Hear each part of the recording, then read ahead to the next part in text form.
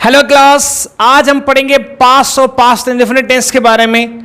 Past tense क्या होता है, कैसे सेंटेंस बनते हैं, क्या हेल्पिंग वर्ब होती है, साथ ही साथ पास्ट इंडेफिनिट टेंस के सेंटेंस कहां बनाएंगे, कहां उन्हें यूज करते हैं, आज वो समझेंगे। तो मैं हूं राहुल मेवाड़ा एंड मैं आप सभी का let's learn spoken English class में आप सभी का स्वागत करता हूं। तो आज हम पढ़ेंगे एक इंग्लिश के इंपॉर्टेंट टॉपिक पास्ट और पास्ट इंडेफिनिट टेंस के बारे में।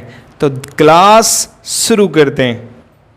तो आज हम पढ़ेंगे पास्ट टेंस के बारे में। तो पास्ट टेंस मतलब होता है भूतकाल। ये वो भूत नहीं है जो डराता है हमें, ये वो भूत है जो हमें सिखाता है। मतलब बीते हुए काल की, जो बीते हुए समय की बात हमें सिखाता है। भूतकाल मतलब होता है जो बीत गया समय, जो गुजर चुका है, उससे हम सीखेंगे। क्या सीखेंगे? जैसे पहचान देखते हैं कि पास्ट टेंस की पहचान क्या होती है। जैसे जिस वाक्य के अंत में था, थी, थे आता है उसे हम पास्ट टेंस में लेते हैं। पास्ट टेंस में लेते हैं मतलब पास्ट टेंस में मतलब बीते हुए समय से हम जो भी कुछ सीखते हैं या पास्ट समय की बात अगर हम करते हैं तो हम उसे भूतकाल कहते हैं। हेल्पिंग वर्ब होती है वॉज एंड वर। तो पास्ट टेंस की हेल्पिंग वर्ब होती है वॉज एंड वर। सवाल आता है कि वॉज एंड वर दोनों का एक ही जगह प्रयोग करते हैं? नहीं, वॉज का प्रयोग करते हैं या वॉज हेल्पिंग वर्ब का प्रयोग करते हैं आई प्लस सिंगुलर सब्जेक्ट के साथ। एक तो गर्मी बहुत है जिसके कारण थोड़ा सा सरदर्द जैसा चलता रहता है, पर पढ़ना है, हमें लगातार पढ़ना है, कुछ भी हो जाए पढ़ाई नहीं रोकना है, क्योंकि पढ़ाई एक ऐसा शस्त्र है जो हमें जीवन में हमेशा आगे लेके जाएगा। चले, तो वॉज हेल्पिंग वर्ब का प्रयोग करेंगे आई प्लस सिंगुलर सब्जेक्ट के साथ, और सिंगुलर सब्जेक्ट होते हैं हमारे he, she, it, this and any singular name. जैसे तो वॉज हेल्पिंग वर्ब का प्रयोग करेंगे आई प्लस सिंगुलर सब्जेक्ट। जैसे आई मतलब होता है मैं, जब मैं मेरी बात करूंगा, स्वयं की बात करूंगा, तो आई के साथ भी वॉज आएगा और सिंगुलर सब्जेक्ट के साथ भी वॉज। तो ही मतलब होता है वहां, पुरुष के लिए, आदमी के लिए, लड़के के लिए। सी मतलब होता है वहां, स्त्री के लिए, महिला के लिए, लड़की के लिए। इट मतलब होता है छोटे छोटे बच्चों के लिए यूज करते हैं। इट एक सब्जेक्ट होता है, छोटे छोटे बच्चे, पेड़ पौधे, पशु पक्षियों के लिए। दिस का यूज करते हैं नॉन लिविंग थिंग्स, जिनमें जान नहीं होती, वस्तुओं के लिए। जैसे marker, mike, board, fan, tubelight, chair, table, कुर्सी। And any singular name. Singular name मतलब सिंगल नाम, राम, श्याम, किरण, आकाश, विकास, करण, अजय। तो जब भी सिंगुलर सब्जेक्ट होगा तो उसके साथ वॉज हेल्पिंग वर्ब का प्रयोग करेंगे। वही वर हेल्पिंग वर्ब का प्रयोग करेंगे प्लूरल सब्जेक्ट के साथ। वर हेल्पिंग वर्ब, तो वर हेल्पिंग वर्ब का प्रयोग करेंगे प्लूरल सब्जेक्ट के साथ, और प्लूरल सब्जेक्ट होते हैं I, we, you, they and any plural name. जैसे Ram and Shyam, Sita and Gita, etc.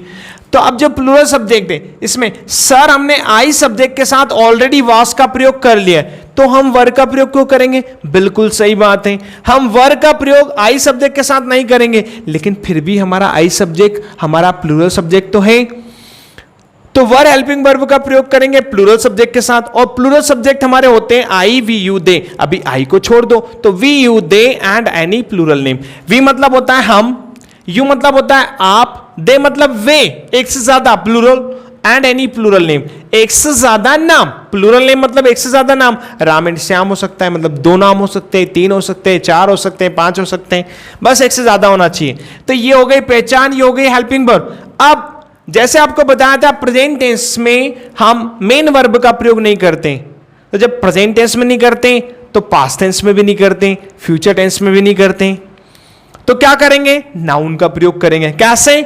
मैं एक छात्र था, मैं एक छात्र था, बिल्कुल होंगे, तो मैं को लिखेंगे आई, और आई सब्जेक्ट के साथ हमने बोला है वॉज हेल्पिंग वर्ब, तो आई वॉज एक छात्र, ए स्टूडेंट।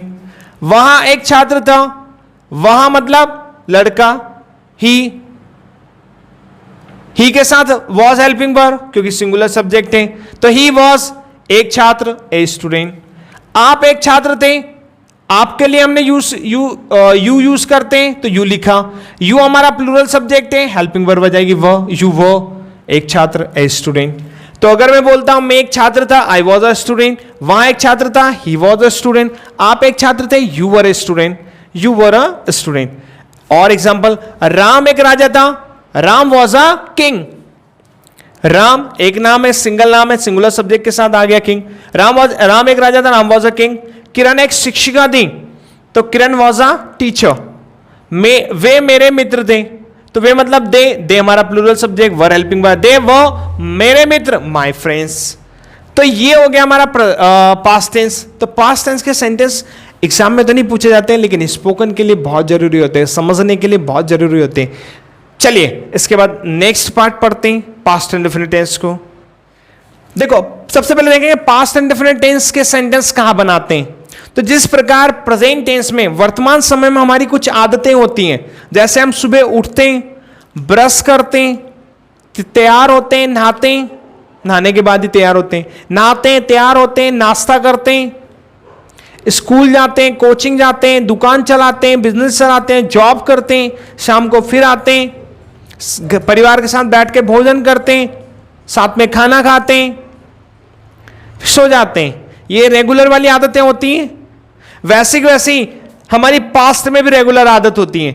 तो पास्ट की आदतों को बताने के लिए, नियमित रूप से बताने के लिए हम, जैसे हम बोलते थे स्कूल जाता हूं, पढ़ाई करता हूं, ब्रश करता हूं, खाना खाता हूं, तो वैसे ही स्कूल जाता था, पढ़ाई करती थी, पढ़ते थे। तो पास्ट इंडेफिनिट टेंस की पहचान देखेंगे। पास्ट इंडेफिनिट टेंस मतलब हिंदी में होता है अनिश्चित भूतकाल। तो पास्ट इंडेफिनिट टेंस की पहचान होती है कि जिस वाक्य के अंत में ता था, ती थी, ते थे, अ, ई, ए, य। अब ये क्या भला है? तो देखो आ, ई, ए, य ये शब्द के साथ मात्रा के रूप में भी आ सकते हैं और ये वर्ण के रूप में भी आ सकते हैं। तो पहचान पढ़ते हैं कि जिस वाक्य के अंत में, किसकी पहचान पढ़ रहे हैं? पास्ट इंडेफिनिट टेंस की। जिस वाक्य के अंत में ता था, ती थी, ते थे, अ, ई, ए, य आता है, उसे हम पास्ट इंडेफिनिट टेंस में लेते हैं। तो पास्ट इंडेफिनिट टेंस की पहचान होती है कि जिस वाक्य के अंत में ता था, ती थी, ते थे, अ, ई, ए, या आता है, उसे हम पास्ट इंडेफिनिट टेंस में लेते हैं। हेल्पिंग वर्ब के लिए यूज करते हैं डिड का, मतलब पास्ट इंडेफिनिट टेंस में डिड हेल्पिंग वर्ब का प्रयोग करते हैं। मेन वर्ब के रूप में यूज करते हैं वर्ब की सेकेंड फॉर्म। कहां पर?